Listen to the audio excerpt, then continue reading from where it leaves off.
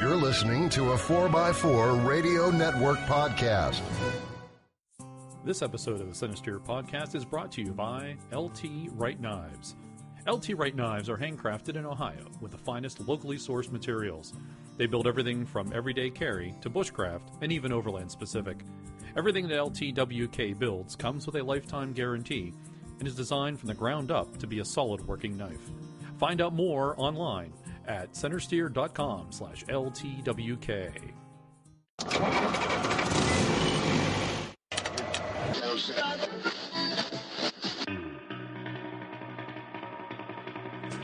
The Centresteer Podcast, a Land Rover podcast by Land Rover owners.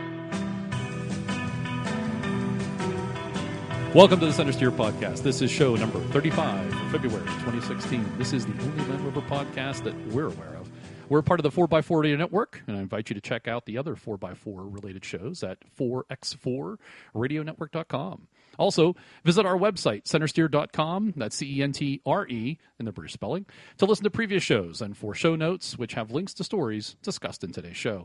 I want to thank you for your comments, your follows, your likes on Facebook and Twitter.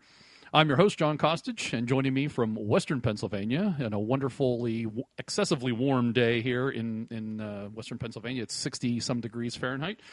Sitting across from me is... I'm Harold. And all the way from the wonderful Green Mountain State... Hi, I'm Morgan. He's via Skype, so he's not actually in Western Pennsylvania. What's the weather like in... Moderately warm today. I think it's in the low 40s. Do you have a window to the outside world? I do, thankfully. They allow you to have windows in Vermont? Occasionally. Our guest this month is Michael Bishop. He's the author of They Found Our Engineer, authored Goddard, Land Rover's first engineer. He'll be coming up on the show later, and he's also a senior instructor at the Land Rover Experience in Solihull. So he should have a lot of good info for us today. I think that's kind of excited by that, to have him join us on the show. First up, let's talk about the news. And in January, Land Rover sales, JLR in particular, were the most highest percentage of any company in the United States. That's up 7.03%, beating Fiat Chrysler at 6.94%. Of course, the number of vehicles, we won't go into that. It's 7,000 vehicles versus 155,000 vehicles for Fiat Chrysler. Specifically, Land Rover was up, and where did my number go here? Land Rover itself was up 7%, and Jag was up 6.79%. Good for Jag. That's why I wanted to bring it up, because I know we had talked Jag was down the last couple months. They had nowhere to go but up, it seems. They sold an extra, 100 cars, I think. Oh, no. Yeah. Jag in 2015 sold 1,266 vehicles. And Jag in January of 16 sold 1,352. What's that? It's about 90 vehicles more. And more is more. Land Rover sold 5,281 in January 15, and in January 16 sold 5,655. So they're up about 400. So good news. Sales are going up. And along those lines, the Range Rover Evoque, I think, is the best-selling Land Rover of all time. They have just hit their 500,000th car produced at Solihull within 4 years. They had the 500,000 vehicle production mark just over 4 years since it went on sale. One in every 3 Land Rovers sold around the world is an Evoque. And production at the Hallwood plant is in operation 24 hours a day. New vehicle coming off the line every 80 seconds. Well, it makes sense to a certain extent when you consider its spiritual predecessor, the Freelander, was the top-selling vehicle in Europe for quite a while. Huzzah. For what that's worth. And if anything, it brings money in, does it not? So to help with development of future vehicles and keeping the vehicles that we like and the heritage production parts continuing, too. Well, it expands the customer base. It's a good gateway drug. That too. Yeah, I hadn't thought about that. It is a gateway drug, is it not? There are now 500,000 Evoques on the road. Continuing in the United States, information, J.D. Power and Associates had their vehicle dependability study come out for 2016, and this is problems per 100 vehicles, and Land Rover was not at the bottom. The most was Dodge at 208, then Ford 204, Smart Cars at 199, and Land Rover 198. The only one that beat them, not the only one, everybody else beat them, but interestingly, Jeep was at 181, so just they're about the same in dependability. For reference, So that's a good slogan then. We're not last. we're not last. The industry average is 152, and as I said, Land Rover's at 198, and the best is Lexus at 95 problems per 100 vehicle. Lexus, Porsche, Buick, Toyota, GMC, all in that top 5 slot. There. And someone in Japan has lost their head over those 95 problems. They've usually been at the top for forever. Yeah, Right, but one problem is one problem too many, so 95 is a shame to them. Right. Yeah, the Toyota production system, they actually stop the line whenever there's a problem. They'll actually, re-engineer a problem right there on the line to make sure it doesn't come back in any future vehicles. And then the supervisor will apologize for allowing it to happen. Isn't that the Kaizen method? You should check out This American Life did a podcast about the NUMMI plant and talks all about that and how that freaked out the Americans when they brought that concept to the U.S. Like, what? Stop the line? We never stop the line. Yeah, back in the 80s, there was a comedy called Gung Ho. I think it was a Ron Howard project. It was Michael Keaton. And Michael Keaton, Pittsburgher. Who's actually from this area, and it was set in this area, which is kind of cool. So it's fun to watch for that reason. And it's really meant to be a comedy, but actually, it's a lot like in the film. Well, I think that was a takeoff on that NUMMI plant business, and Yeah. when they came in, I think that was what that was referencing, because it was a whole new concept of get it right the first time. If there's a problem, stop the line. We'll fix it then, because they want to put out a quality product. And the Americans don't work that way, and so they had a lot of culture to learn. Exactly, and then robots came in. Moving along, last month we mentioned that the Silverstone facility was for sale, and there was some discussion that maybe JLR would build that and move their headquarters there. Well, that updated information is that may happen, but it's maybe down the road. There's nothing concrete. They're still in some generic discussions, so I'm not sure if there's anything going to happen with that or not. That'd be cool. Yeah. New vehicle information. Looks like the Disco 5 is continuing in its development, and the headline here from Car Scoops is new lighter Land Rover Discovery spotted playing out in the snow. So prepare yourselves. There's a new. I like the spy photos. The camouflage it's wearing is spectacular. I actually love. I usually like the spy shot camo stuff that the manufacturers use. But yeah, I'd like to get a wrap done like that. Yeah, this is far more artistic than most are. Yes, this one's really. I don't want to move the computer too much. No, I've seen it. It's fine. Yeah, and then so it's out there. I think did they say where? I got to scan this again. It didn't say. The British SUV is expected to offer seating for 7, like its predecessor, in a modern, comfortable environment with higher quality materials and the latest safety and off-road electronic systems. In a modern, comfortable environment, because the Disco 4 was primitive and uncomfortable. It was, of course. Fuel efficiency will also be dramatically improved thanks to the new aluminum platform How could it not? Already underpinning the Range E's and the Ingenium family of petrol and diesel engines, which will include a hybrid powertrain. So, new Disco 5 coming. And I like this article. This was in the New York Times, and I know you need a.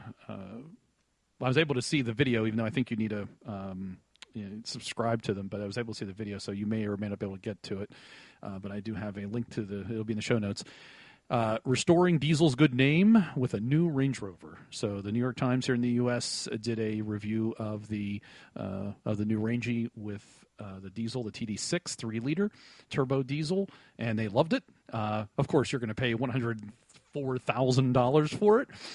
But the interesting thing about this was saying that Land Rover was going down this path of bringing diesels to the U.S. They probably did it at the wrong time, unbeknownst to them, because of thanks to Volkswagen. But this may redeem diesels in the United States, because it's well done, it's quiet, quieter on the inside, not surprisingly, than even the outside, which is, they say, it's tough to hear, and the mileage is outstanding.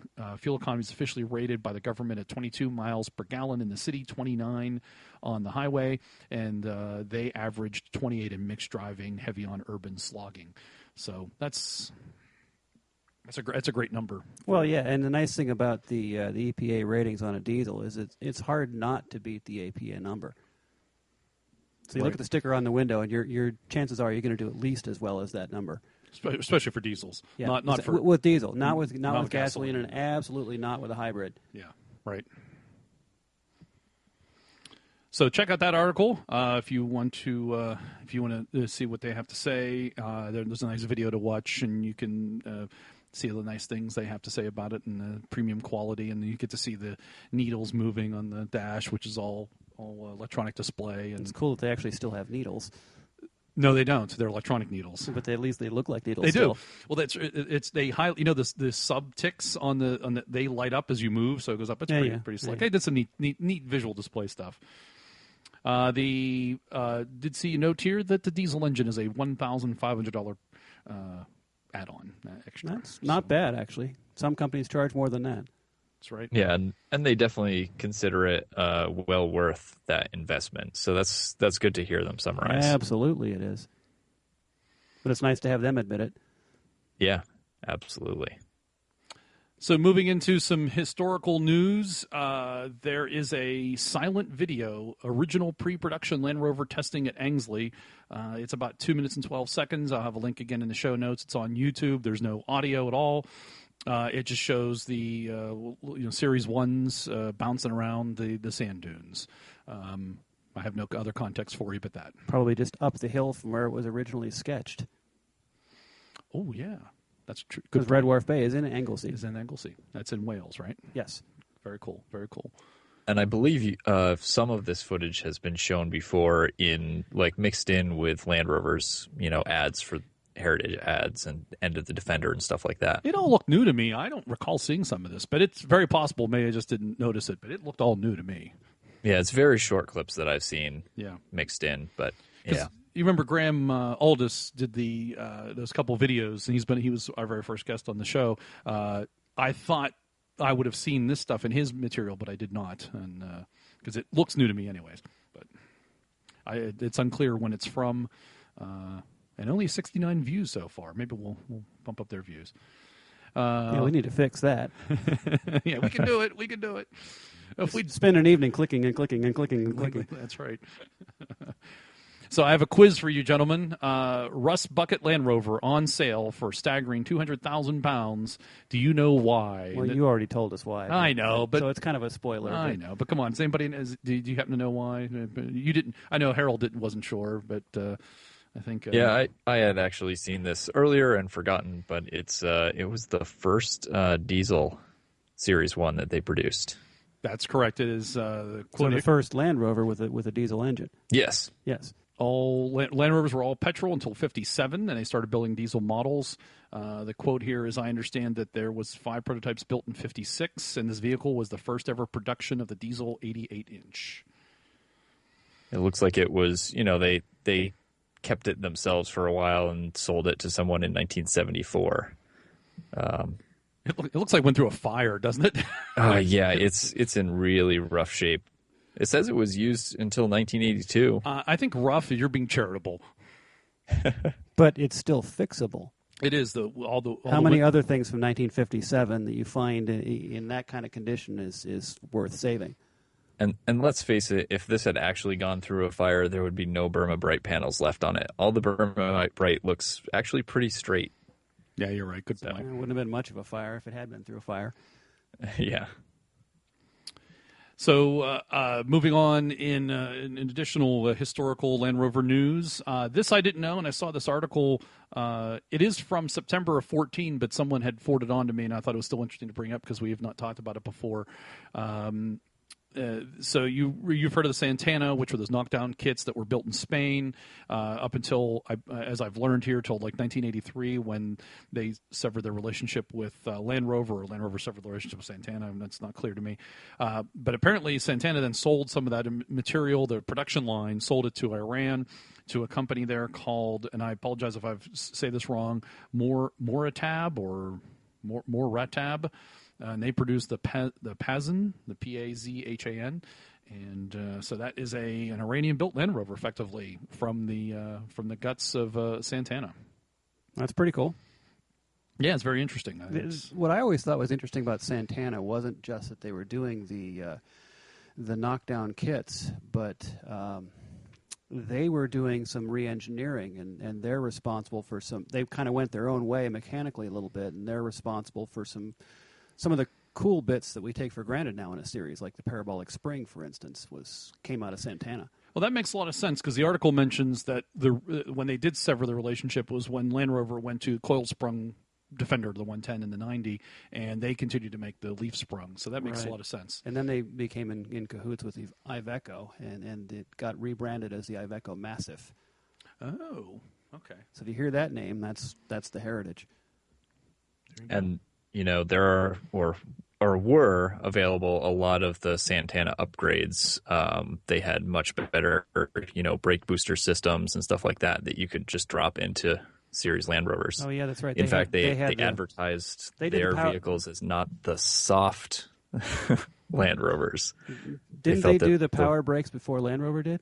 They might have. I can't remember. I don't remember. I can't remember exactly on that. But I think they did the LT85, didn't they?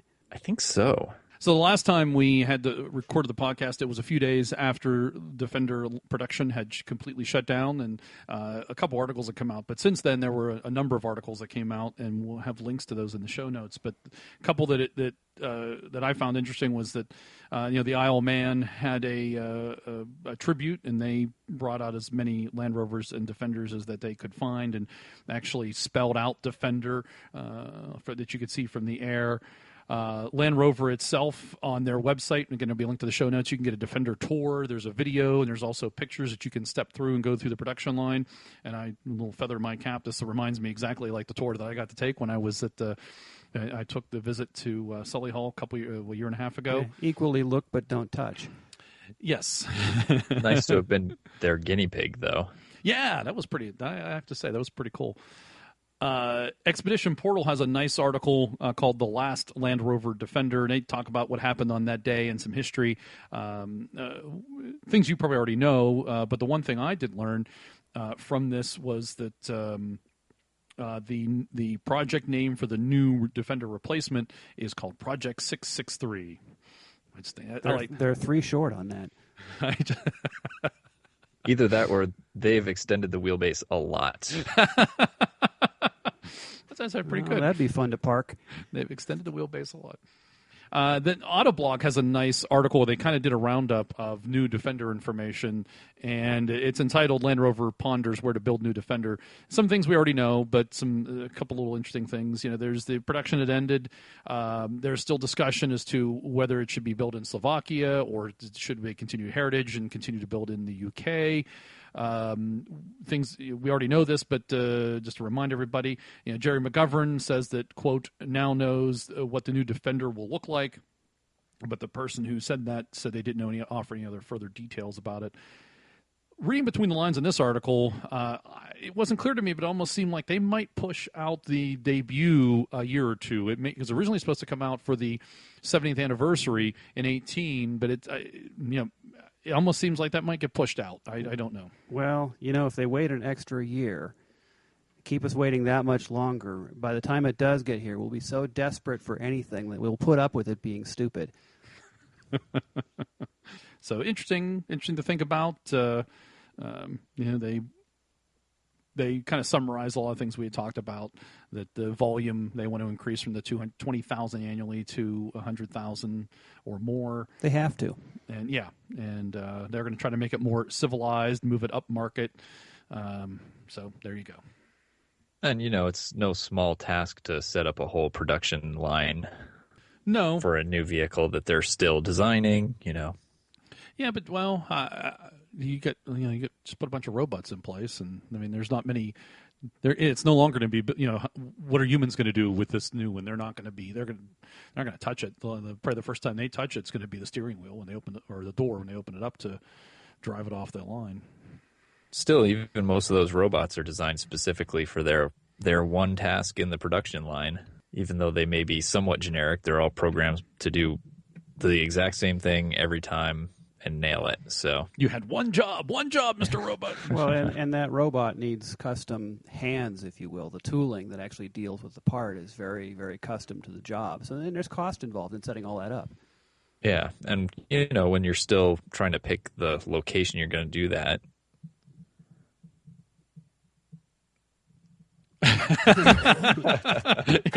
Did you have a thought? I don't know where Did you have a I'm thought, going with Morgan? I wasn't sure if that was the audio dropping out or your brain dropping out. I think I'm gonna leave that pause in just for fun. All right. Yeah. Well, I was going to say that there's a lot of cost involved in not just in the tooling and setting up the production, but there's cost involved in developing the product and the engineering time and everything else. And when you're not expecting to have a 67-year product life cycle, you've got to sell a lot of them to pay for it. I mean, if it's going to be based off, most likely, isn't the frame going to be similar to a frame they already have? I mean, don't they have a lot of this already ready to go? Yeah, the sad thing is I suspect it's going to be a 100-inch platform like everything else. And it's not going to come in 90s and 110s and 130s like a Defender should. I believe actually Jerry has said it's going to come in multiple things. So if it does, then Jerry's done one thing right. They may, but I think your point is taken though that they may start off with 100-inch, and then you may the concept, see the DC 100. That's where the 100 comes from. It was based on what they already made. Right. So we continue our Defender Watch here at the podcast's headquarters. We will continue to watch that, of course, and bring you the news as we know it. I don't know. Did that sound as good? As patiently as we can. Are we patient? No, not at all. Okay. But, we try. Not a word I'd use to describe really any of us. Well, actually, certainly not our host. Actually, if you think about it, though, if you drive a series truck, you do have to be patient. So there is some inherent patience in if you own a series truck. Not by choice. Yes, it's by design. And back to Jerry. Jerry needs to spend some seat time in a series truck. Maybe he'd get it then. He probably wouldn't appreciate it. He'd hate it even more. But see, you'd have to make him drive that until he got it. That's true. It's worth a shot. And if that meant we had to wait an extra 2 years for the new Defender, that might be time well spent. I give you that. Now that I agree with you on. Can we drop him in a very remote area with a series Land Rover so that he really is forced to? Why don't we drop him with use it and let's give come him out of it enjoying the fact that he had it. Let's give him a leaky old one, 6 spanners, and a bucket of bolts. And Bear Grylls.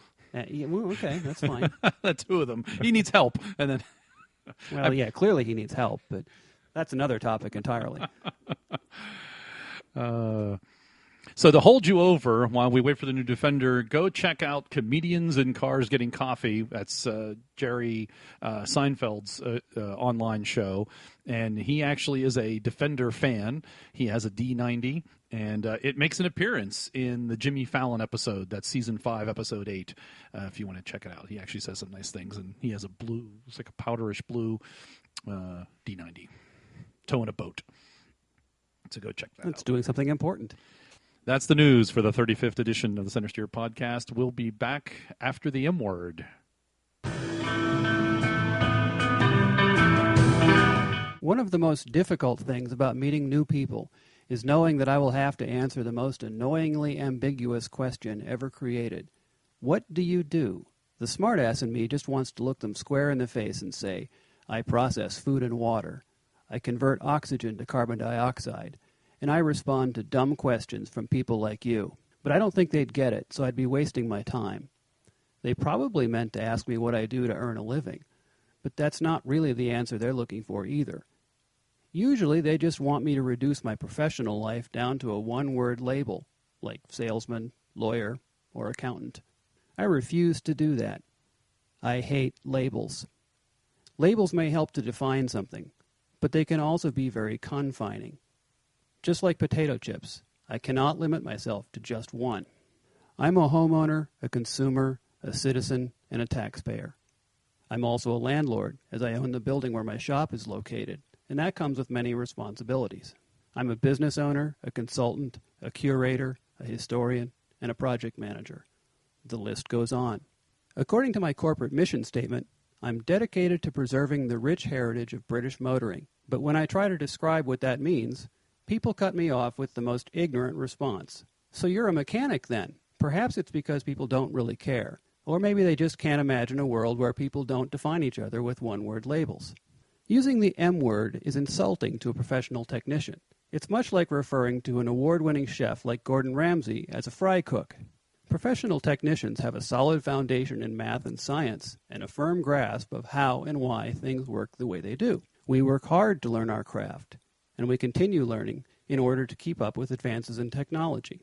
A mechanic is a trained monkey, not a trained professional. He or she gets paid to turn wrenches, but lacks the education and experience necessary to perform accurate diagnosis and component-level repairs. A mechanic simply swaps parts based on hunches or the advice of others. Mind you, in the right circumstances, this can be a valuable service. Likewise, there is a need for people who dig ditches, but let's not confuse them with landscape architects. One label I do like is that of fabricator. I really enjoy taking a piece of raw metal and making something special. Sometimes this means I'm also an engineer, and on really good days, a sculptor and an artist. I also enjoy taking something ordinary and modifying it to make something unique. But please don't call me a customizer.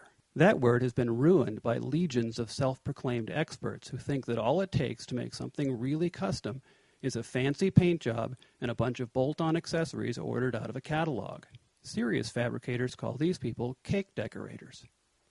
I would now like to offer my sincere apology to the many talented people who earn a good living by decorating cakes.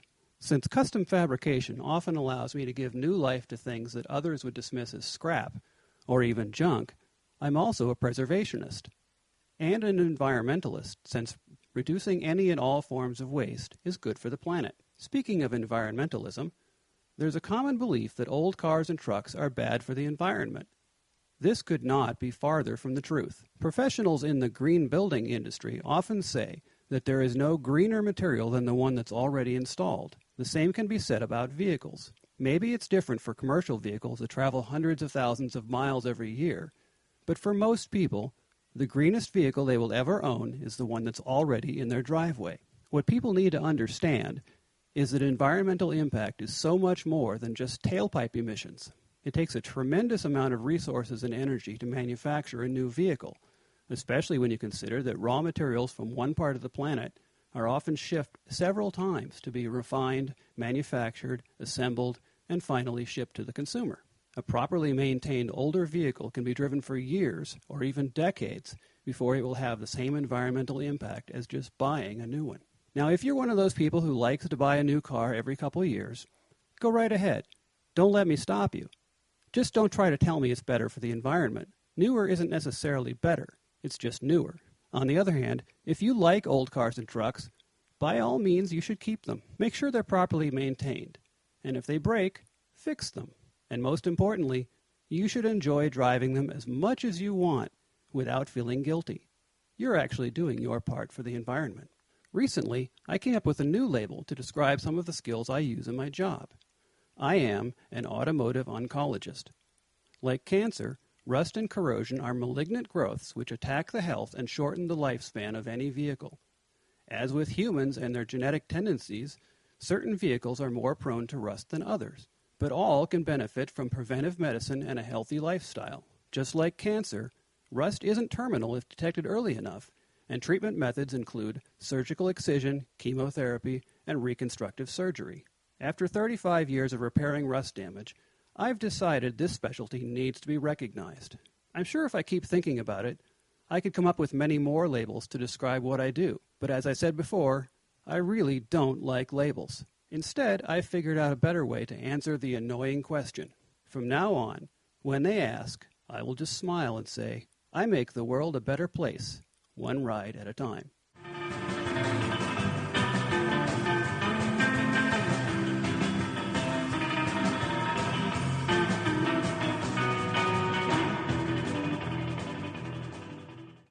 The Centresteer podcast is proud to have our first sponsor, LTW Knives. LTW Knives are handcrafted in Ohio with the finest locally sourced materials. They build everything from everyday carry to bushcraft and even overland specific. Everything that LTWK builds comes with a lifetime guarantee and is designed from the ground up to be a solid working knife. Each piece is constructed with survival in mind. Knives with a proven international pedigree that have been there and back. Bushcraft, hunting, camping, overland, and everyday carry models are available. Our new Bushcrafter HC is an excellent example of an everyman knife, able to do everything from help get the campfire started to skinning game. Being made from 3/32 1075 steel and with a convex edge, it will resharpen easily in the field. These heirloom quality pieces will outlast your adventure, so plan well, drive safely, and carry an LTWK. Find out more online at ltrightknives.com or centresteer.com/LTWK. Welcome back to the Centresteer podcast. This is show number 35 for February 2016, and I'm now excited to introduce our guest, Michael Bishop. He is the author of They Found Our Engineer, Arthur Goddard, Land Rover's first engineer. If you don't have a copy of the book, go out and get one and read it. It's available through Amazon. I think that's where I got it. Is that right, Mike? Can you get it through Amazon? Yeah, that's probably the best place to find it. Good deal. And he's also the senior instructor for the Land Rover Experience at Sully Hall, and he was the Celebration Line project leader. We're looking forward to discussing all of these topics today, but first, I want to introduce Mike. Welcome to, you like Mike or Michael? Michael. Yeah, either. Good. Doesn't matter. Welcome to the show. Thanks for joining us. We are excited. And some of us are excited that you are actually the first guest we've ever had on our show who had to get permission from Land Rover to be here. That is cool. Yeah, I mean, I'm fairly close to the action last year with the Celebration Tour and being the project leader on that. So, I was a voice of Land Rover, which I still am, obviously. So, Graham Alda says you're becoming the new Mr. Land Rover. Yeah, usually I say to people I'm the apprentice, and even Roger himself used that term recently. So if Roger says it, it must be true. That's quite an honor. Well, I didn't try to achieve it. It's one of those things that, if the opportunity comes your way, you grab it and run. Yeah, Indeed. So you wrote the book. How did that come about? How did that start? I've read the book, but we want to hear it from you. Okay, so basically, I suppose there's two sides to the book. There's all the research that was done by the majority of the people here in the UK, and a few of us around the world into the two stories of the original Land Rover. Because if you look at it, from the information that is supplied by the original company, there's two facets to it.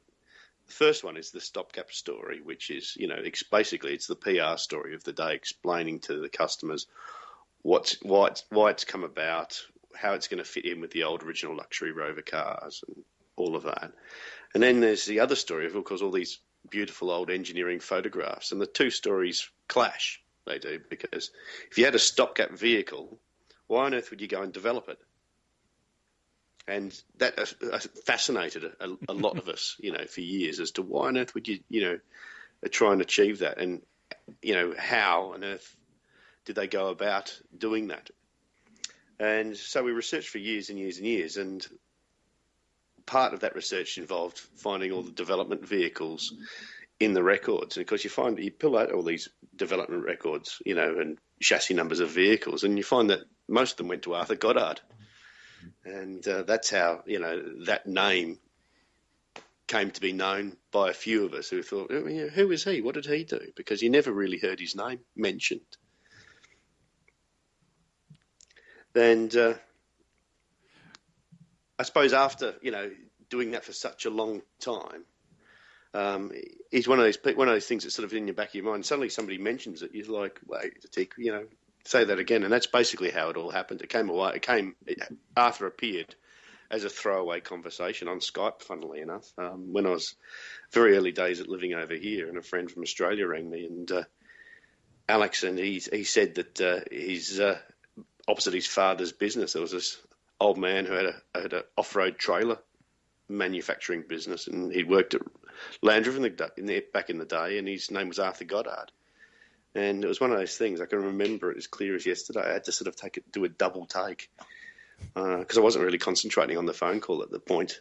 Because we've been talking about all kinds of facets of Land Rover, and Alex was pretty young at the time. He was probably about 19, and as often as not, teenagers they get incredibly overexcited. And suddenly that I said, say that again, Alex, and he said, oh yeah, it's Arthur Goddard, and I said, prove it. And he pulled up the guy's website and just pull it over, and I could just it was the weirdest feeling. It must be the kind of feeling that people have when they get a lottery ticket or something like that, and they think they've won. They've won the lottery. They've won, millions of dollars or whatever. Because you just couldn't believe it was happening. So you were in the UK at the time when this happened? Yeah, at that point, yeah. I suppose I've been researching with a few friends of mine. I don't know if you read Land Rover, I know there's Peter Galloway, and who have been I've known for years and years, who I've been researching with, and James Taylor was always there in the background. In the early club, it was the register, Land Rover register, 1948 to 53.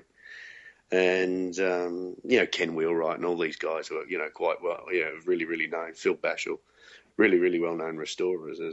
And I suppose because I was quite good at writing and storytelling, I was always in the magazine saying, "Oh, you noticed this? You found that? And look at this. This has turned up." And we studied the vehicles. And once at that point, I was in my early 20s, late teens, early 20s myself, and started travelling to the UK, and I'm lucky enough to have dual nationality from my mother's side, and just kept on, coming back and forwards and backwards and forwards to Australia and finding more and more and more parts and vehicles and elements, and you could come over and you could sort of start to study those early development vehicles like Huey and some of the other famous vehicles from that stage, and try to piece this story together.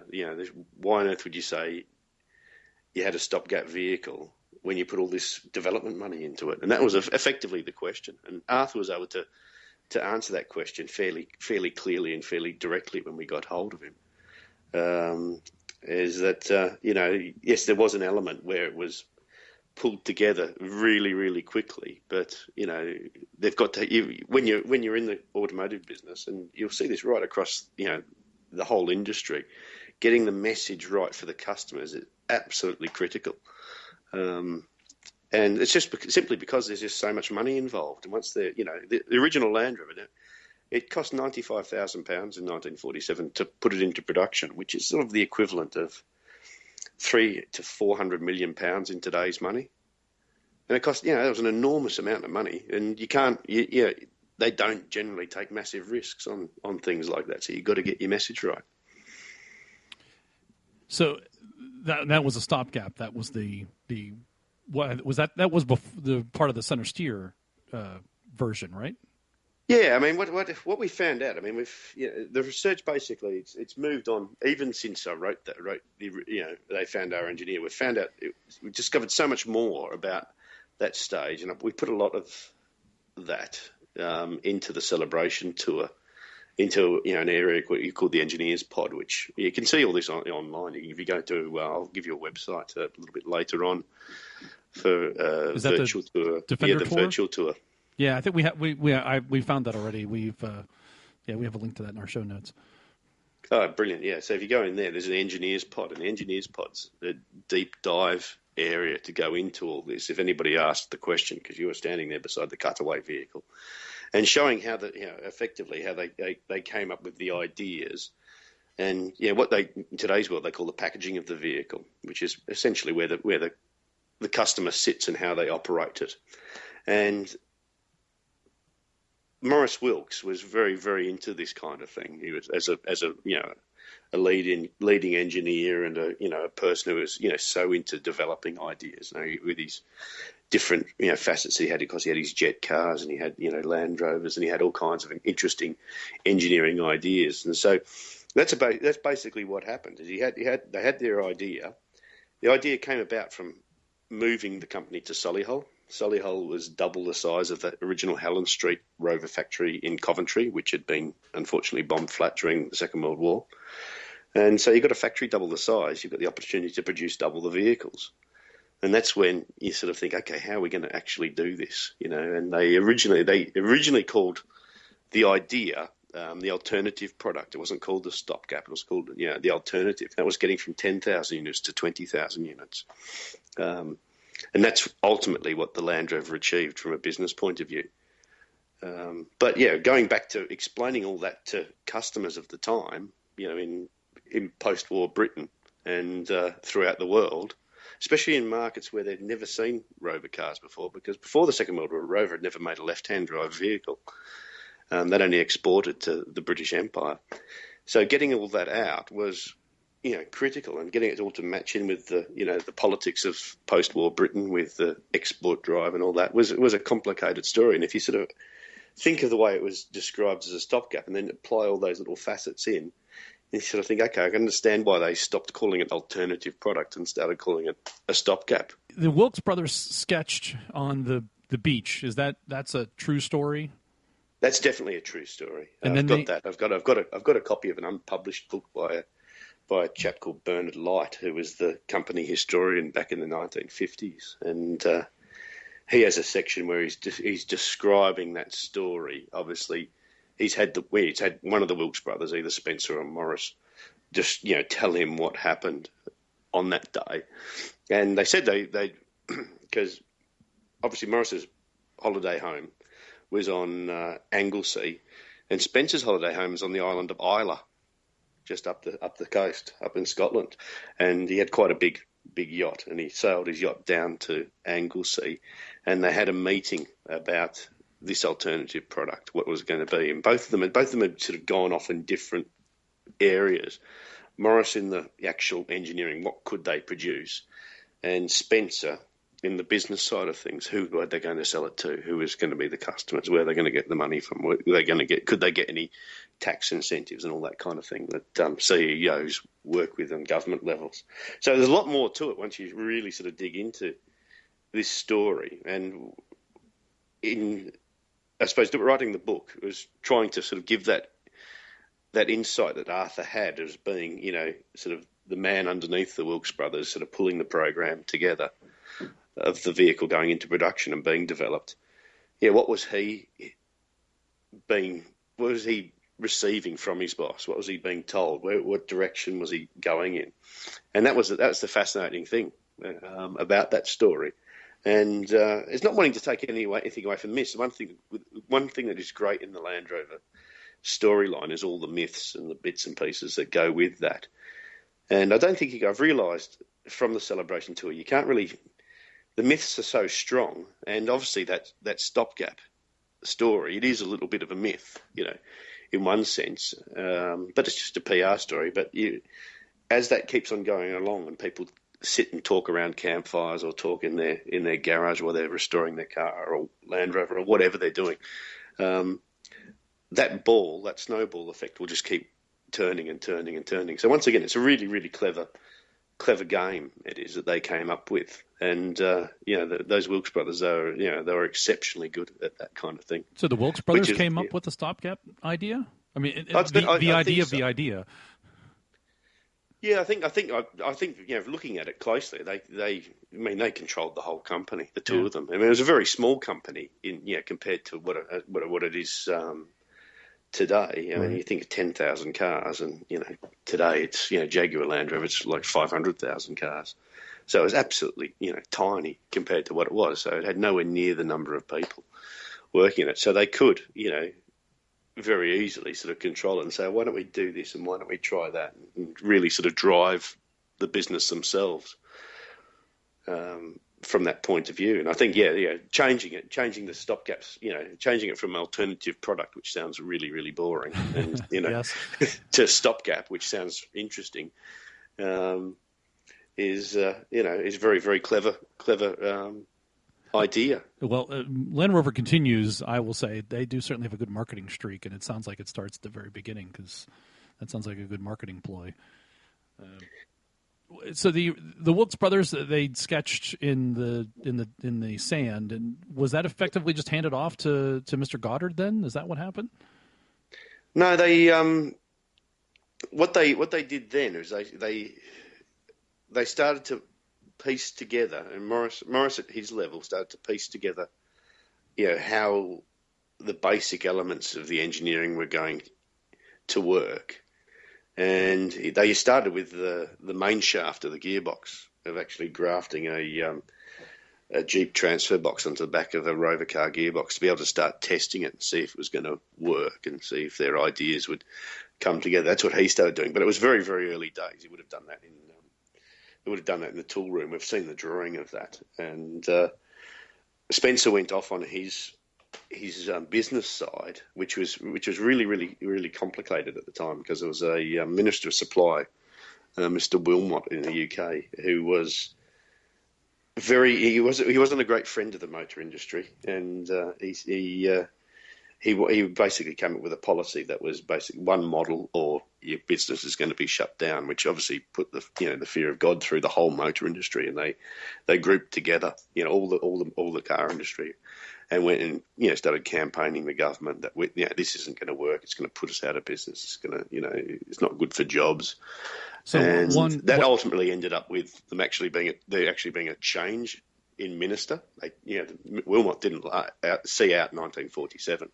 So but the pressure on that, of course, it caused a lot of the car companies to change direction quite quickly. And I suppose the most spectacular change was the Land Rover coming to life. And in September 47, the board the Rover board unanimously approved it to go into production. Which, if you read through, you go through these board minutes, it's generally it's pretty conservative stuff. We're going to invest in here, and we're going to do this, and the forecast is going to be so many sales and so many vehicles, and all that sort of normal sort of business stuff. And it's going to take 2 years or 3 years or how long to get the vehicle into production. Land Rover was totally different. It was like, right, approve it, right, okay, get this, yes, this will work. Oh, by the way, how much is this going to cost? We need to budget, and it really was quite rushed at time. But obviously Arthur and his team, once they'd been given that brief on what to do, they had 10 months to get the vehicle into production, which in the modern world, and if you consider sort of post-war, post-Second World War, it's probably as the modern world of vehicles, because they had modern style brakes, and performance was relatively quick compared to post Second World War, pre Second World War cars, which were relatively primitive. It's incredibly fast to put something into production. Mm-hmm. Indeed, yeah. It's incredibly fast even now. It takes 2 or 3 years now to get something into production. Yeah. So they did that, and I mean, the incredible thing, and when you went around Defender, is those elements which they came up with in the design of how to assemble the vehicle hadn't really changed. So I always said to people, in theory, you could have put a Series 1 down the silly whole production line, because it's just chassis with axles, put the axles on, put the engine and gearbox in, put the the firewall or bulkhead on, depending on what you call it. And then put the body on, and those elements are, is what they came up with in 1947, 1948. Right. So do you think it was rushed because of this minister who said you need a selling car quickly? Was that part of the reason for that rush? Excuse me. There was obviously there was a number of reasons, and there was the circumstances, post-war, for the company, which had a lot of these big engineering companies during the Second World War, the UK had done incredibly well, because they've been Rover had been this one little factory with about 2,500 workers, 10,000 cars in 1939, and in 1946 it was 25 factories and around about 25,000 workers. Wow. Yeah, it grew exponentially, and their balance sheet was extremely good. They were still making parts, because there was engine parts and post-war parts still to be made. Bits of me you go through, there's all this stuff they're still making for the government. But they wanted to get back to what their core industry was, the car industry, and ultimately really get back to luxury cars. That's what their aim was. And but when they realised that wasn't quite going to work, this is where this alternative product idea came about. And if you look at the videos of Morris running around with Bren gun carriers and all kinds of things, I personally think that is him looking at all the different alternatives. Because one thing Morris had done is he worked in the British motor industry for a long time, but he'd also been in the States, and he'd worked for General Motors in the 1920s. So he had a really sort of broad vision of what was being made throughout the world. I never and heard looking at alternative products. Like I think, looking at the tracked vehicles, he would have seen that, Caterpillar tractors were selling like hotcakes post-war. He would have, he obviously saw that, Willys Jeeps were done exceptionally well. He's seeing that Ferguson tractors were doing exceptionally well. So that's where he obviously is looking at what can we build and what can we sell. Simple as that. I had never heard that one of the Wilkes brothers was had visited General Motors, and that's news. Interesting. I'd like to point out, by the way, Mike, that the Willys, is it the Willys? Yeah. Or the Bantam? No, the Bantam. The Bantam Jeep was produced not far from Pittsburgh, just north in Butler, PA. So we have a nice connection with that also in this area. No, that's an interesting connection. That is, and obviously not. I don't think many people know that because the Bantam came about from Austin. They were producing Austin 7s, weren't they? They were producing Austin 7s under license, and then they actually closed that company down, and that was the American Austin Motor Company that made the Austin 7s. But Bantam actually was making copies of the Austin 7, but with their own spin on it. But it had no ties to Austin at that point. Oh, okay. Then they got the contract though to they make got the contract to develop the the Jeep vehicle, but then once they got past the prototype stage, the production contract was given to Willys because they couldn't keep up with production. Well, that was the myth that they were trying to that. The legend is that the Quartermaster Corps was in cahoots with Ford and Willys, and so they kind of planted some seeds. And I'm sure that happened. But Bantam had some financial weaknesses that probably would have gone that way anyway. They produced those in Butler, PA, which is about 20 miles or 30 miles north of our present location, and then they would put them onto barges, float them down the Allegheny River, down the Ohio, which takes you to the Mississippi. Mississippi takes you down to New Orleans, and they put them on ships and LSTs and such, and ship them across the seas. Oh, fascinating. See, Pittsburgh has I told you Pittsburgh has a strong connection with Britain, even more so. Okay. Well, Pittsburgh is named after a British Prime Minister. Is it? I have to look it up. I'm fascinated at all elements of history. And, Pitt the Elder. I'll look it up after this. Well, I'll give you a quick. It's William Pitt the Elder, because there was a fort here called Fort Duquesne the French had built. The British were sent, and they basically the French left. There was no fight, and they took it over, and they built a bigger fort, renamed the area Pittsboro after William Pitt the Elder, and he was the Earl of Chatham, and on Earl of Chatham on his crest shield, whatever they call that heraldry, he has a black and gold checkerboard pattern, and that has continued on to this day here in Pittsburgh because that's on the Pittsburgh crest, the checkerboard pattern, Earl of Chatham, and that's how you get the team colors for the Pirates, the Steelers, and the Penguins.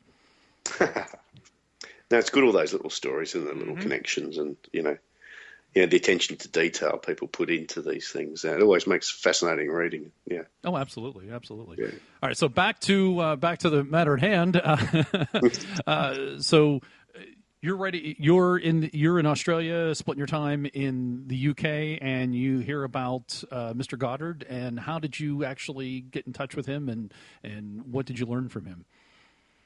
Well, I suppose, when we were first doing the research, it was in the mid to late 1990s, and Arthur eventually turned up in 2009, just after the 60th anniversary. So, for me personally, a lot of water had gone underneath the bridge. I'd grown up, got married, stopped messing around in between, two countries and got a real job.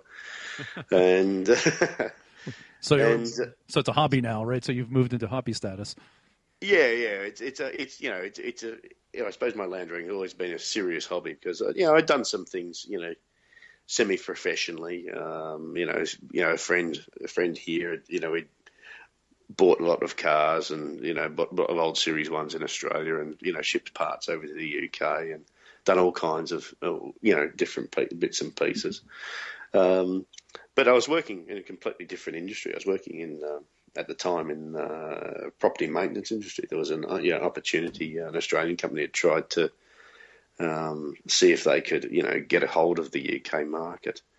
And my wife was over here doing, she works in, specialist medical career.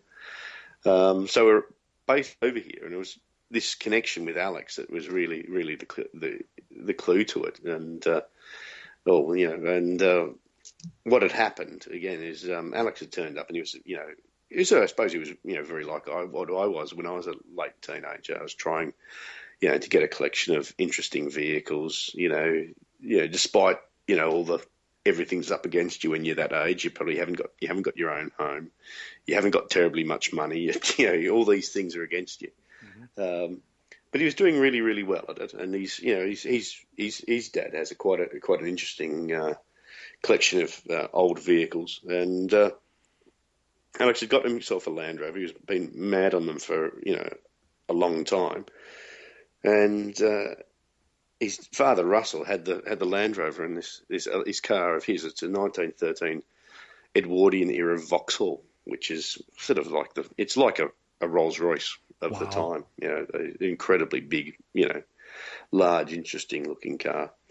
And he had them at his workshop, which was opposite Arthur's workshop. And because being neighbours, Arthur would come out to go home and saw the Land Rover and saw this, this vintage car, this old Vauxhall, and of course got talking to Russell about them. And Russell was quite had a very, very clever idea, to try and get Alex to go and make the connection with Arthur, as he was probably about 16 at this point. But he couldn't quite believe that there was an old engineer opposite him in Brisbane, Australia, who had helped design the Land Rover. It just, for him at that point in his life, it was just, no, that's not true. That can't be right. And it was only, years later talking to me, 4 or 5 years later, that I was like, yeah, that must be him. It has to be him. And what we did was, Alex he is very much into his technology, and I said to him, go and get yourself a little camera and make a video of Arthur and ask him a set number of questions. And I wrote out some questions. One of the questions was based around the Minerva development. If you've heard about the Minerva Land Rovers that were built in Belgium. Yes. Yeah, well, the development vehicles, the test vehicles, were all dispatched out to Arthur with prototype 2-litre engines. And a friend of mine's got one of these vehicles. And there's photos of the tests and everything. And of course, Arthur would never have had these questions, in years. And so I said, go and ask him about that and that. And we knew the basis of the, what had happened there, and who was the chap who ran, Minerva, a chap called Van Roggen, Mr. Van Roggen, and a few other questions. And Alex went off and he made a video of Arthur talking, and Arthur answered these questions as though, it was a year ago or so that he'd been working on it. His answers are very, very clear and very, very direct. And we started to learn that, we needed to really, sort of, I suppose, get into this mindset of, not just being an enthusiast, but, actually, these people are engineers. They're designing this product. They're thinking in a completely different way. And one person who definitely got me around thinking that way was Roger Craythorne. Of course, I got in touch with her. I got to know Roger through a slightly different connection in Land Rover history, but all to do with, once again, with all this early prototype research. And rang him, and he was like, "Yeah, I know of Arthur, but I don't know terribly much about him." And once we got this all going, Roger was very, very good to sort of give me a sort of insight into how an engineering automotive business actually works. and how the people think and what you're trying to achieve from the brief, we need to make a product like this and it needs to work like that. And once we'd got that right, of course, you could start to get all the information that Arthur had out of him. Was Goddard forthcoming, or did you have to kind of dance around it for a while? It seems like, because from my reading was kind of like he was almost like, well, yeah, I did some Land Rover stuff, and oh, okay, I guess someone wants to hear about it now. That was kind of like my take on it. Was not that he was waiting for anybody, but he didn't. He seemed like surprised, I think, that folks were interested. Yeah, he's an incredibly strong character. You can understand why he went off. He moved on from Rover in 1957 and went on to become the technical director of Girling Brakes. And his strong personality would have been perfect in that situation to cope with all the other chief engineers. And he had some fairly formidable ones to cope with. Alfieri, Porsche, all these guys who were looking at buying brake parts, off Girling. And because he's always looking forward and never sort of stopping to look back, and it worked out by the time he was, in his mid to late 60s, that he didn't really want to retire formally, as a lot of people do, that he just wanted to keep going. He'd never stopped to really think about, back in 1947, I was involved in that team that designed the Land Rover. He's always looking forward, yeah. So does he get the iconic status of the Land Rover? Does he get that? Maybe now, maybe not then, but he thinks I suppose he can't quite believe it. That such a simple vehicle has become so famous and so iconic. And the one line he always says to people is, "We designed it for the soldier and for the farmer." And he said, but we never thought that people would take the kids to school in it. And I suppose what he's saying in when he says that statement is, of course, the one thing that Rover, once again, they did incredibly well for a small company, was they developed the vehicle into, the platform where you could have it as a station wagon, you could have it as a pickup, you could have it as all these different varieties. Mm-hmm. And that led them to realise, actually, there's a market where you can actually, make it a little bit more luxurious, and there's a market, and all these things that a lot of the other manufacturers didn't really do quite so well. And once again, that comes back to the, Maurice Wilks and Spencer Wilks being incredible visionaries within the motor industry and seeing those opportunities, for a smaller company, because once again, if you look at the original Range Rover product when it came out, and they eventually got to that stage where they could achieve a vehicle of that, it was only it's like the Series 1, it was only small numbers. It was only the first year of Range Rover, or the first couple of years, was about 6,000 units. Wow, it was nothing, in today's world, where Range Rover is around about 40,000 units a year, and Range Rover Sport's about 85,000 units a year in sales. 6,000, original Series 1, the first year was 3,000, then they eventually 49, they did another 5,000 to 8,000. So, it's, compared to, a lot of the other companies within that same, I suppose, the off-road, what you call the SUV industry now. Now, back in the day, Land Rover and Rover was they punched well above their weight, and especially on the ideas front. Right. Mm. So, and at what point did they sort of realize it was going to take off? They launched it at the Amsterdam Motor Show. Was that fairly popular? Yeah, they'd realised they'd got onto something a little bit before that. They did, and it's in there. There's various notes in the board minutes, and there's various militaries from various countries sort of having a little bit of interest. And of course there was the ground nut scheme, which was the famous scheme that didn't work, where the British government was going to try and get countries in Africa, part of the Commonwealth nations, to try and produce peanuts and oil and all these kind of things. They were quite interested in the Land Rover, and I think they'd realised that what they'd initially thought they might be able to sell, 1 or 2,000 of them. They realised it was going to be a lot bigger, and they started, putting in more investment into production lines and tooling and all these kind of things, and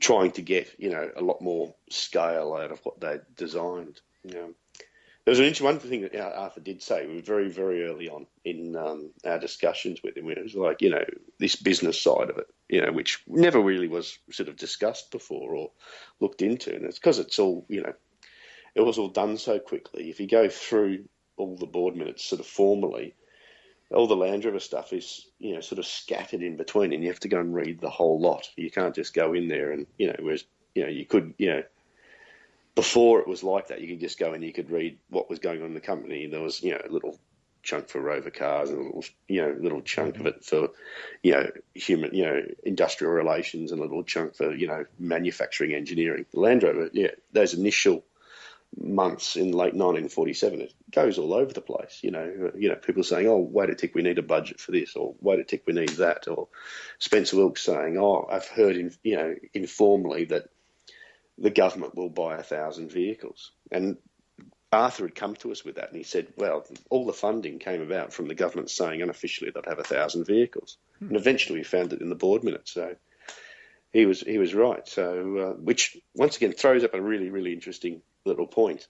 And of course, when they introduced the vehicle, of course they said, it's for the farmer and for the countryman and everything. They didn't really mention the military. Interesting. Yeah. Whereas, Arthur said, no, it's, we were going to, the government was after, a British Jeep, right, as they called it. The Austin Champ was an incredibly complex vehicle, and it took them years. I mean, I think they started designing it around about 1946, and eventually it went into production around about 53, 54. I'm not exactly sure. What's the Austin Champ? I'm not familiar with that.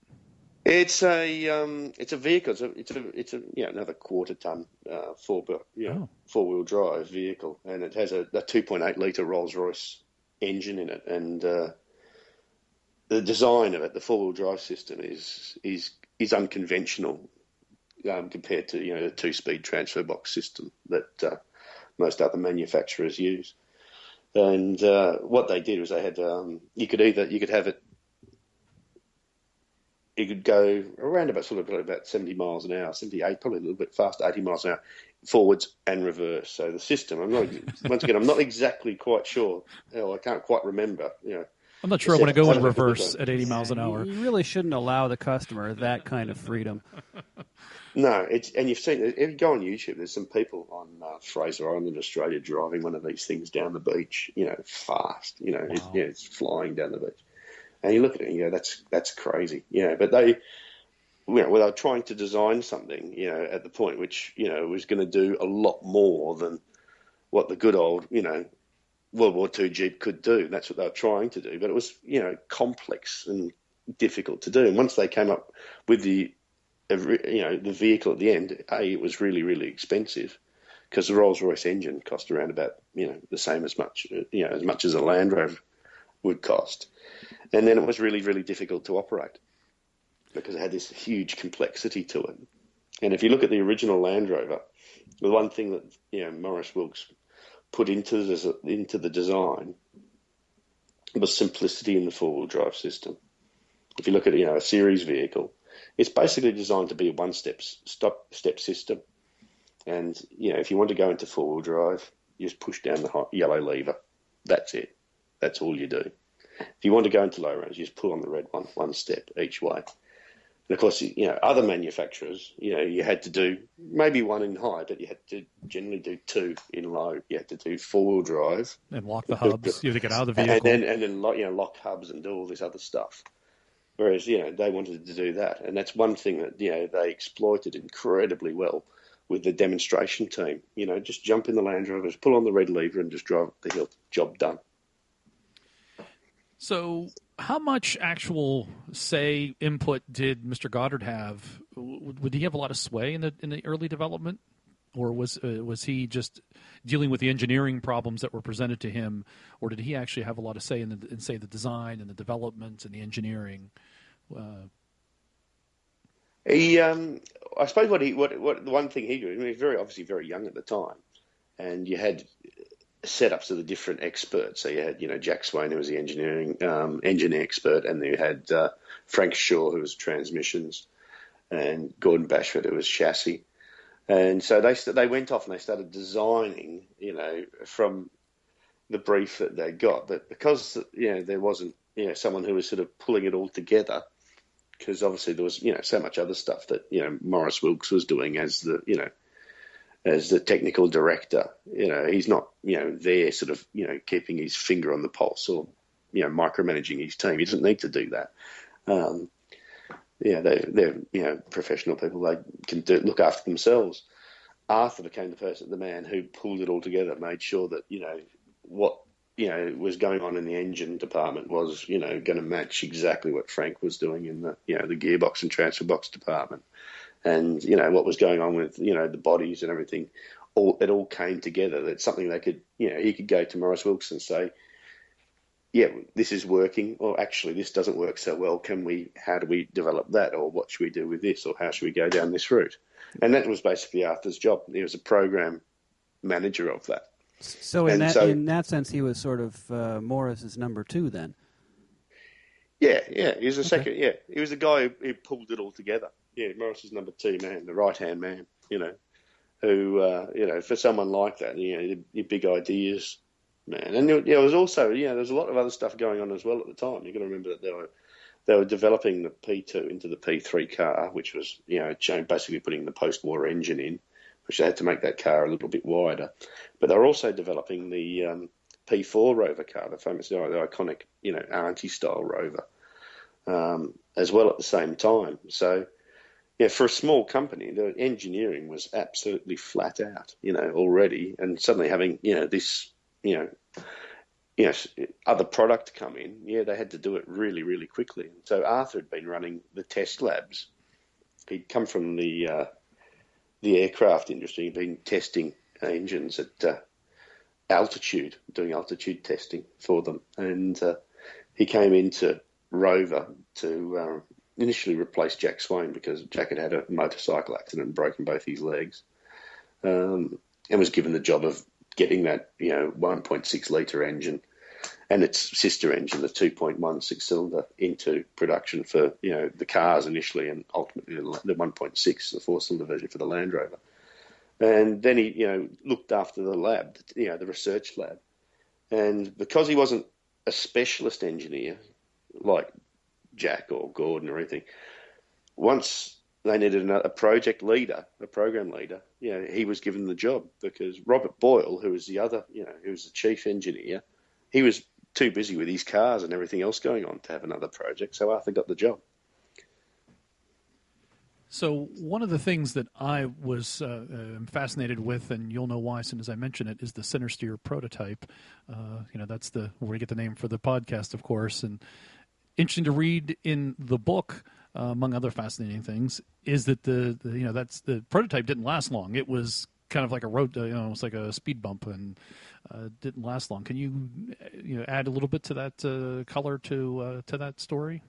Yeah, I can add an incredible amount now, because hopefully I'll be able to do an update of this book at some stage in the not too distant future and go further into what we've found out about the Centresteer. Its sister vehicle, which is called the Land Rover Mocha, that's its official name, and the third vehicle down the line, which is Huey. And how those three vehicles interact with one another. So the Centresteer, it was really sort of the concept vehicle of the day. It was. They needed that. They produced it for a couple of reasons. One main reason was to show the board of directors, the money men, what they were thinking and what they were doing. The central steering was Morris really looking at these elements that he enjoyed looking at within engineering as exploratory dive into how was this vehicle going to work. And it's really easy to forget what he'd done in the 1930s, because one of the elements he came up with for vehicle design in the 1930s was a freewheel unit, which basically works like a bicycle freewheel, and that was an element that he'd put into the Rover cars to try and add in a little bit of fuel economy to try and stop people having to change gears. It was almost sort of a stage before automatic gearboxes came in, and the good engineers were really, really interested in this kind of thing in the late 1930s. Because 1936 had been an absolutely horrendous year for automotive accidents, and so they started to try and look at streamlining process within vehicles, which is why, of course, the accelerator, the brake, and the clutch across any vehicles are always the same, because the industry had an agreement that's the way it was going to work. And Morrison putting that central steering in was him trying to sort of look at how can we make this vehicle better than a Willys. Willys is really, really good. We know that. Mm-hmm. What can we make that's different? How can we go about it? And his nature, if you look at some of the old videos of him playing around with vehicles and Bren gun carriers and tractors and all kinds of things that he plays with, you'll come across a video. You'll actually see this if you go into the celebration, the virtual celebration line. There's a video of him. There's a video of a lawnmower on a differential mowing his lawn automatically like a robot. And this is the kind of guy he was. He came up with these incredible ideas. But if you look at them in that sort of post-war time, they look slightly, from today's point of view, slightly crazy. But if you actually break them down to what the elements are within the idea, they're brilliant. And that's what that center steering vehicle is trying to achieve. So the second vehicle that came after that, once the engineers were, shown, produce one of these, is the mock-up. And the mock-up's quite interesting. We've got a lot of drawings of the mock-up. It didn't last terribly long, but they realised that, it was going to be fairly impractical to get it to work, since, having an actual steering box behind the engine. Because, of course, the Centresteer vehicle had a chain driving to the Jeep steering box from the centre, so they could make it. They sort of cobbled it together and made it work. Whereas, once they actually put it on paper, they realised that the driver was going to be way too far back in the vehicle for him to have any load space. But they came up with an idea which actually, led to this one-step four-wheel drive system. And once again, it's very Maurice Wilks how these sort of ideas evolve and sort of play out.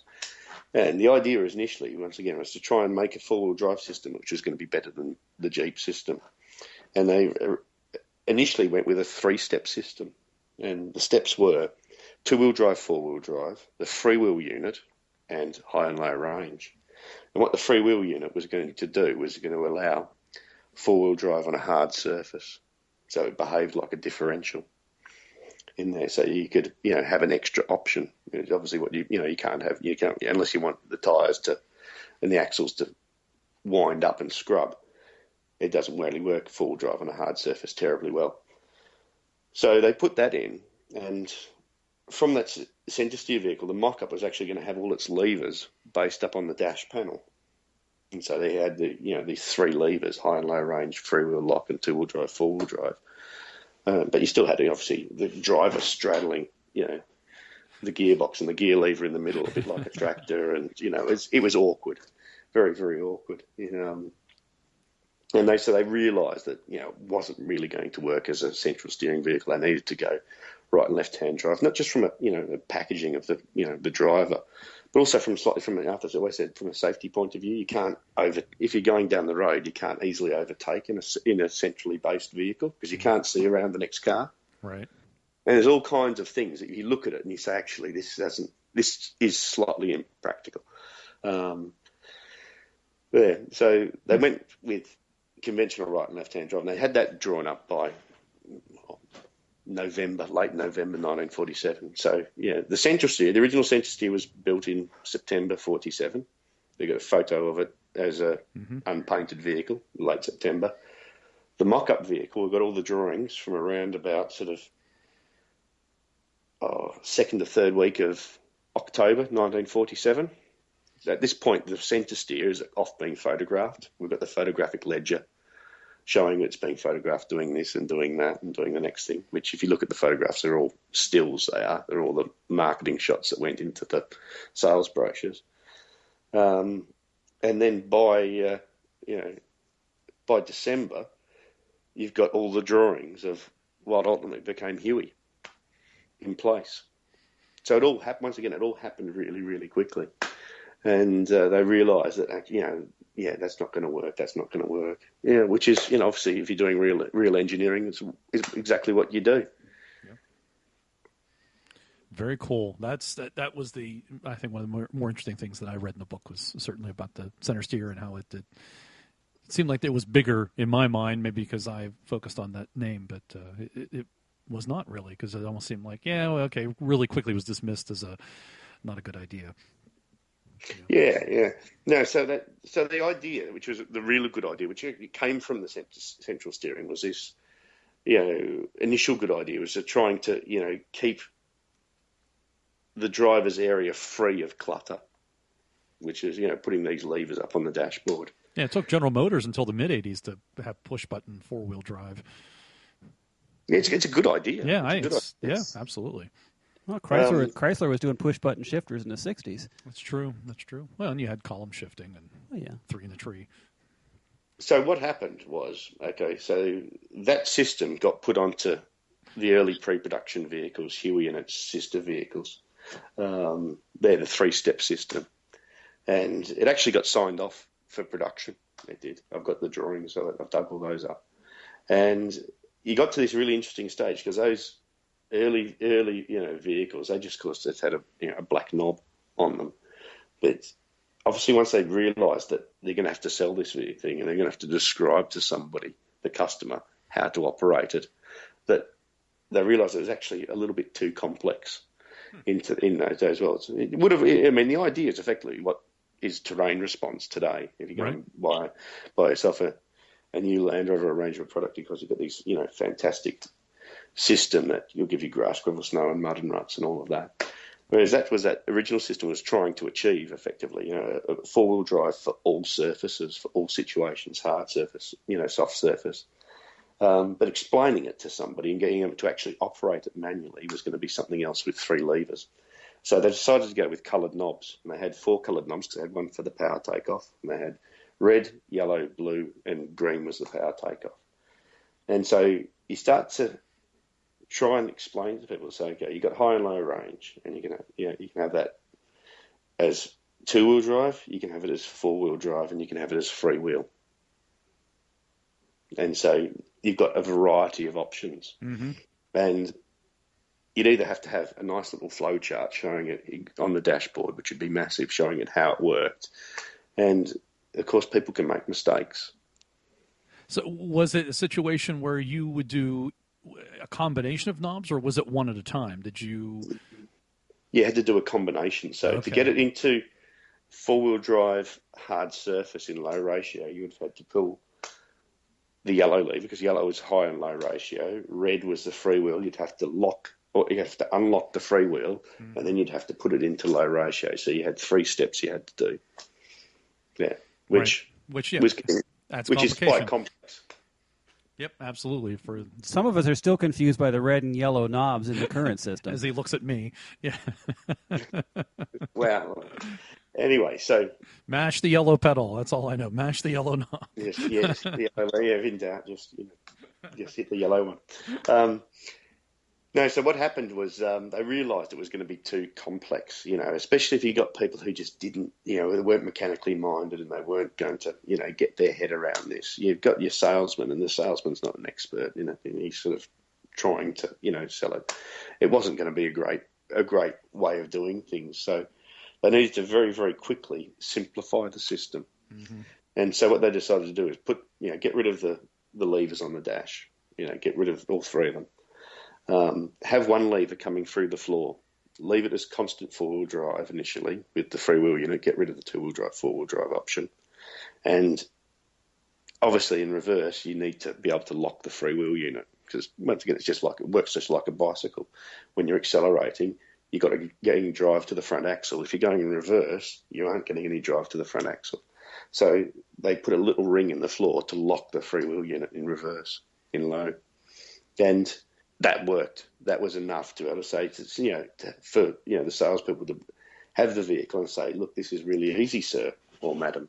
Just jump in, pull on that red lever, away you go. Mm-hmm. Job done. And that simplicity was what they nailed. They absolutely nailed it, And, yes, it evolved. Obviously, the yellow reappeared as initially as the freewheel lock, but then the high range four-wheel drive. How does the vehicle operate? You just push that yellow lever, or if it's you need low range, just pull that red lever. Job done. Simple.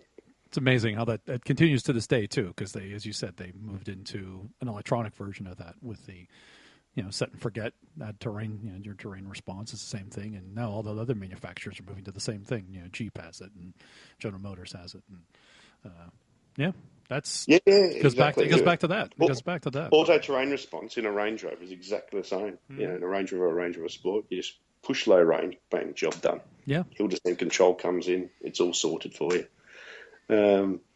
It's a good, simple little idea, but to get that idea initially, they had to go through all that, Centresteer, and was it going to be like this and going to be like that? Which, some people look at it and go, isn't it eccentric? Isn't it British? Isn't it quirky? It's actually just, really good, simple engineering ideas, getting the ideas out and playing with them seeing what works and what doesn't work. Yeah, you got to try stuff and see if it's going to work or not. Yeah, exactly.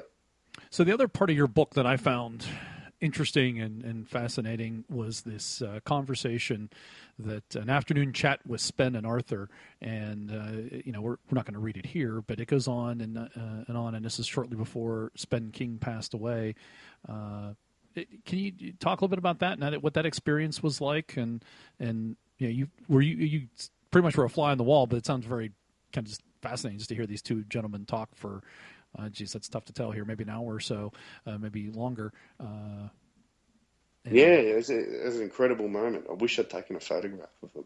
The only reason I didn't take a photograph is because Spen had just had an operation on one of his eyes, and he was looking fine. But if your eye's a little bit, been operated on, it's a little bit watery and puffy, and just looks, right. Just not entirely comfortable.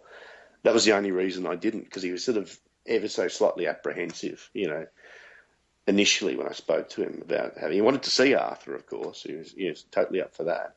But he was like, I'm not my best. I've just come back. I've just had this eye operation. And ultimately, he wasn't allowed to drive, which is why he was riding his bicycle. And he was riding his bicycle around the village. And unfortunately, he went in front of had an accident with a road vehicle, which, extremely, extremely sad story. Right.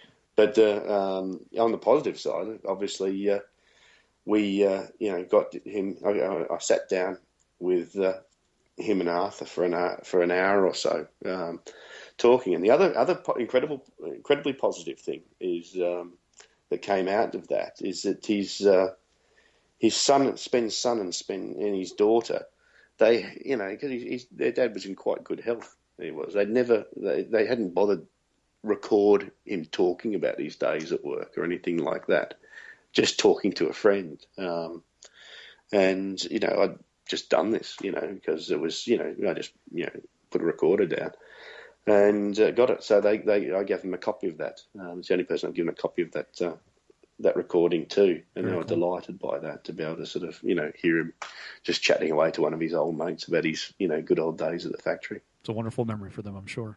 Yeah. So, but it was an incredible moment. It was absolutely astounding. It was, to have the two of them together, and how they sort of set, I suppose, started. They hadn't seen each other for a long time. It would have been, Roger and I eventually got it down to, it was late 1960s, because originally they were going to use Girling brakes on what became, the Range Rover, what everyone calls now classic Range Rover, original Range Rover. But ultimately it ended up with Lockheed brakes. It did. Mm-hmm. But Arthur saw Spen about that, and I can't remember exactly the detail at the moment as to why they didn't go with the girling, but that was it. But after that, of course, Arthur moved out to Australia, so they hadn't seen each other for years and years and years. But we got them talking. Of course, they had a really great time. We got talking about all kinds of elements, and one of them was the wheel wobble on the original vehicles with the springs shackled at the front with the skinny springs a bit, and Spen remembered that quite well and remembers the issues. So obviously, they spoke a lot about the Rover jet car days because they'd both been working on that. Arthur designed the starting system for Jet 1 and had been out there in Belgium where Spen had done the time trial on the Gebec Highway in Belgium.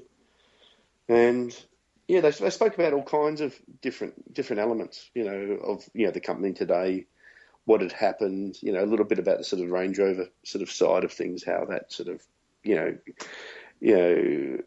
developed, I suppose, from Spen's point of view, from the late 1950s Road Rover days right up to Range Rover, what became Range Rover. It was an incredible moment. I sort of sat there with a cup of tea and a biscuit, sort of, dumbstruck by this, having these two talking away. And I suppose, when Spen unfortunately, passed away, I think it was only about a month later or so. Right. Yeah, we couldn't believe it. It's just. Did you find that they were surprised at all by Land Rover's success, or was this something that they said, "Oh yeah, of course, it kind of naturally happened"? I'm curious what your sense of that was. No, they had absolute confidence in the company and the Wilkses, and of course, Spen is part of the Wilkes family because he's Spen King's mother's Morris Wilkes and Spencer Wilkes' sister. Oh. Mm. I can't remember. Well, of course, your knowledge is clearly your Land Rover knowledge is bar none. But that one's had not heard before. Oh, yeah. So Morris Wilkes and Spence were Spence King's uncles. All in the family then. In the family. Yeah. Well, Mike, I appreciate you spending the past hour or so talking to us about the book and Land Rover history. And if it's okay with you, we're going to have you on next month for part 2 to talk about what happened with you and how you turned this into a career.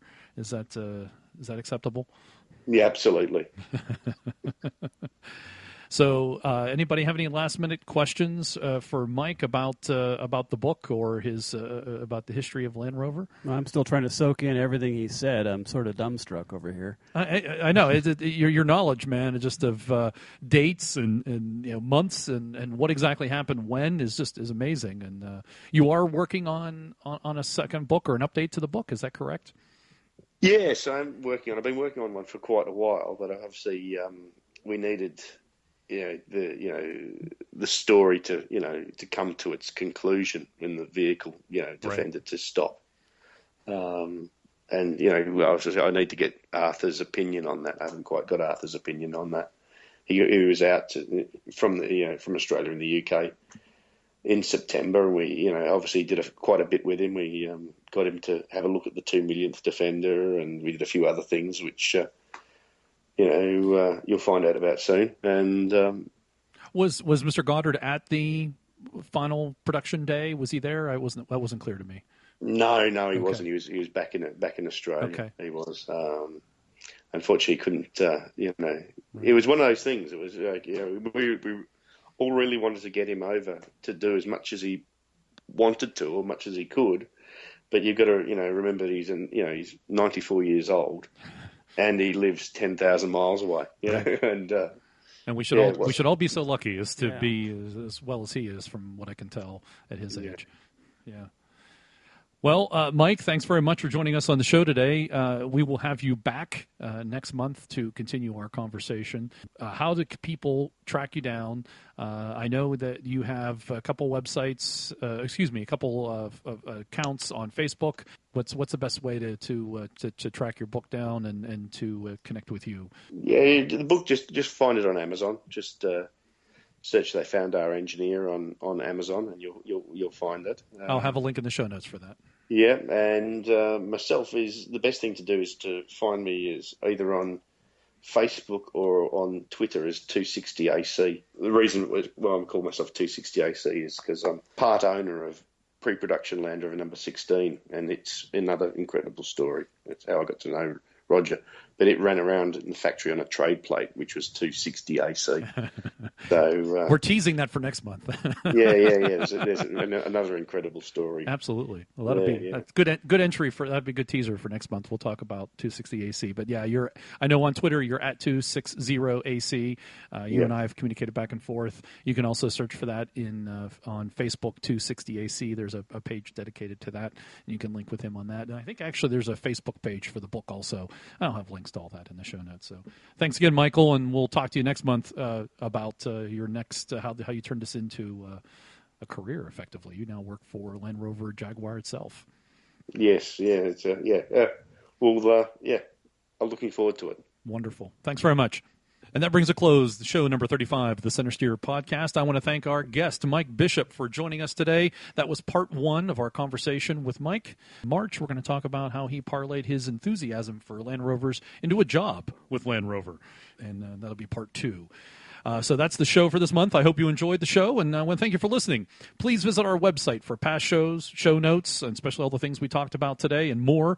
Also, connect with us on Facebook and Twitter to give us your feedback on news and topics we discussed this month, and even the audio quality. We continue to make sure that the audio quality is there, or at least I'm working on it to make sure the audio quality is there, and it's I know that's the most important thing about an audio podcast is good audio quality.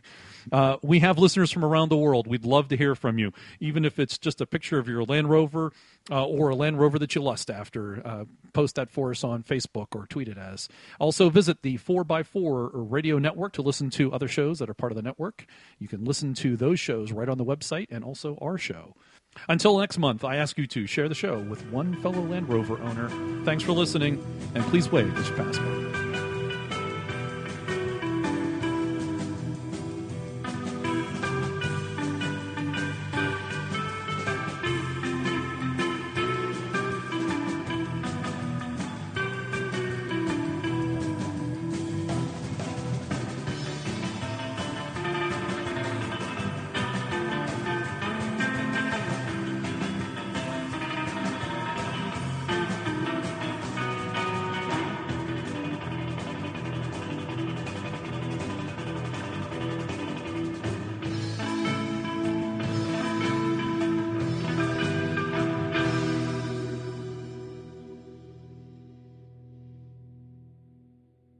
Don't go away.